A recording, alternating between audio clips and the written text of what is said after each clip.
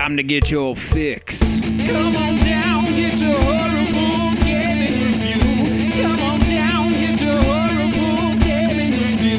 Come on down, get your horrible gaming review. Come on down, get your horrible gaming review. Wow. Hello, my name is Zachariah with Old Man Gaming, and you have decided yet again to tune into another horrible game review.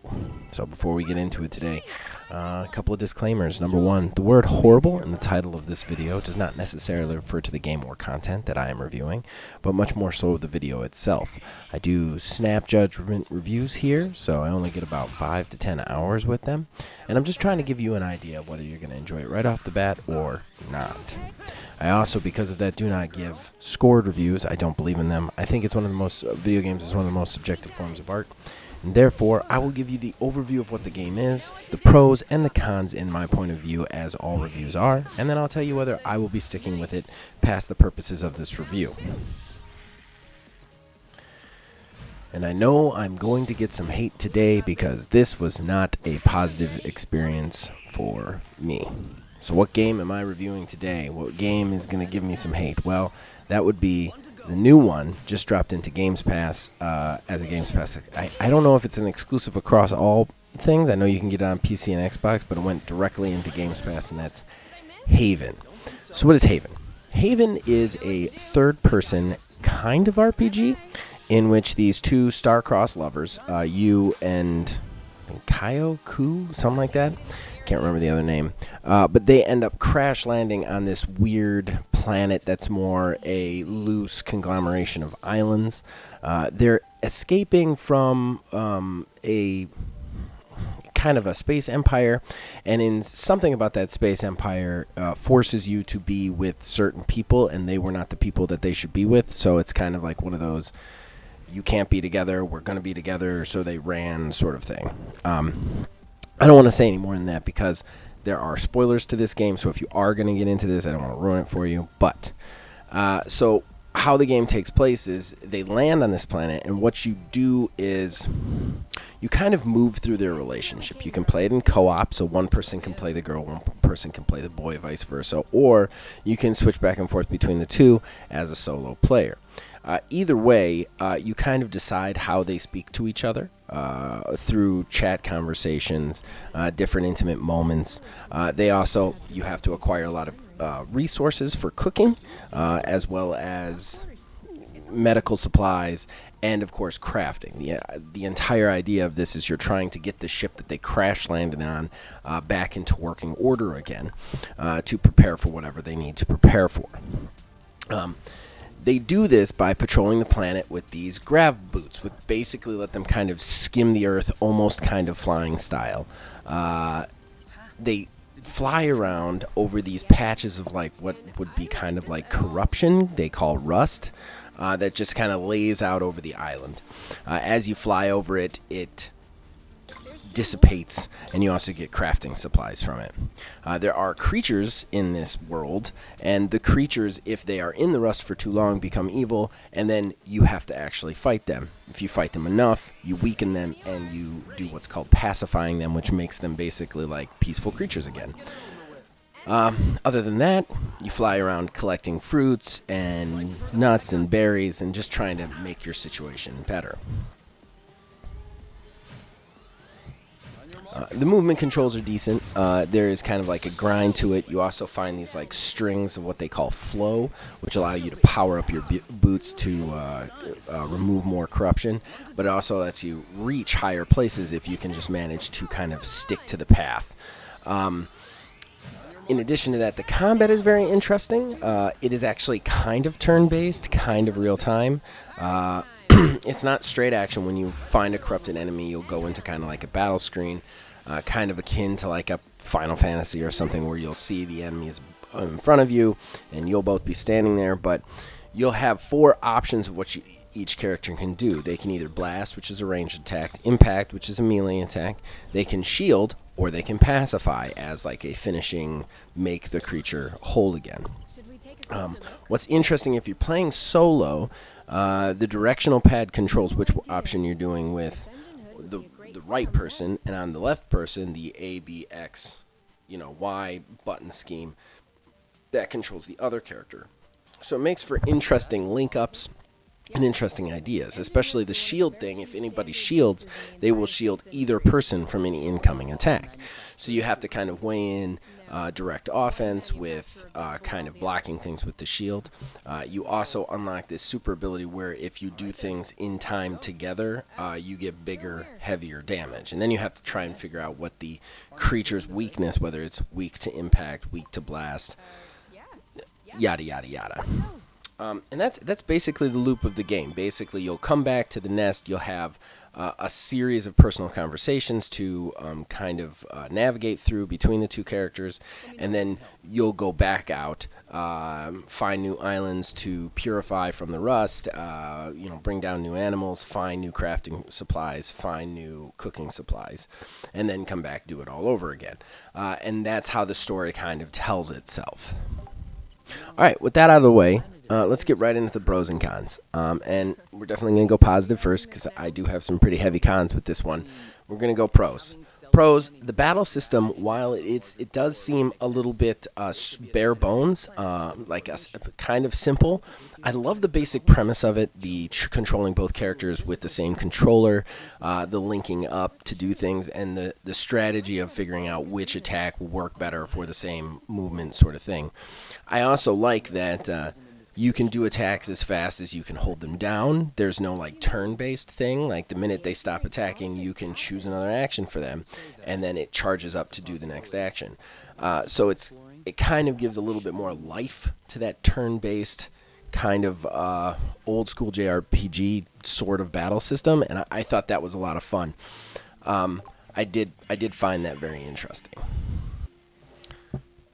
My second pro is the game was very pretty. It's very well drawn, good artwork. It's got an anime style with cell shading, but everything's very pretty and very fun to look at. There are times where it gets a little samey because the base islands all seem to look alike, and I'm sure that may change as I progress in the game. Obviously, I didn't get very far into it, but overall, it's a very pretty game. It looks very good. My next pro, and probably my last pro, is the fact that this game does not seem buggy in any way, shape, or form. And it's sad that you actually have to say that is a pro, but nowadays with how things release and the state of releases that games come out in, this game came out and it's fully functional. You can do everything that the game offers to you. I haven't hit any game-crashing bugs. I haven't had any clipping issues. It's a very smooth ride. For the entirety of the game, which was really nice. There is one weird con that we're going to talk about in a second that I don't know that it's a bug, but kind of a weird flaw in their design for the PC side. But overall, very, very smooth game experience, and I enjoyed that. All right, so let's go to the cons. The big con that I have here, and that is the writing is... I'm sorry, it's just not good, and I'm sure I'm going to get some hate from this, but the person who wrote this, it felt like they did not have it felt immature, honestly. I am a 39-year-old man. I have been in a monogamous relationship for the last 10 years of my life, and I was in monogamous relationships before that. I know many people who are in long-term monogamous relationships, and it does not come across with these two characters. I know that there's a lot of reviews out there saying, oh, they're so great together and it's one of the best parts of the game is that their love shows through. I did not catch that at all. Nobody talks the way these two talk. They also subbed in all the swear words for just incredibly nonsense words. Like, it's one thing when you get, like, frack from, like, Battlestar, but, like, their F-bomb was, like, blooting, which definitely detracts from it, but the way this is written, it felt like the person who was writing this had never actually been in a complicated, long-term, serious relationship, but they had an idea of it in their head, and that's what they wrote down. Like, this is like a 13-year-old's idea of what marriage is.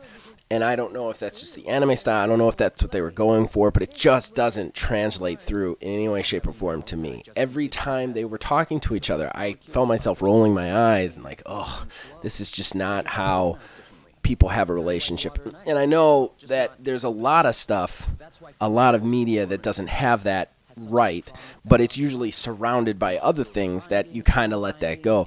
This entire game is centered on the relationship and how well it works between these two characters when it comes to the storyline, and it just doesn't work, in my opinion, at all.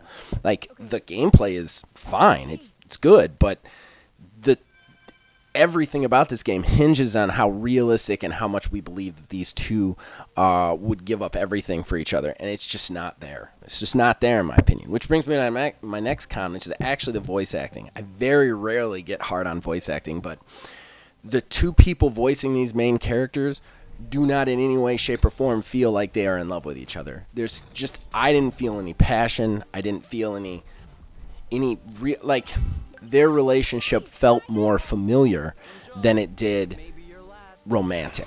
Like, I would believe that these were brother and sister, like, running. I had never believed that these two were, like, so much in love that they would give up their entire lives and risk their lives to fly to an uninhabitable planet to try and survive. It's just, all the lines of dialogue are really, like, cliche, and I don't know, and they're not delivered with any passion at all. So that really detracted from me from the game, which sucks because the game actually plays pretty good.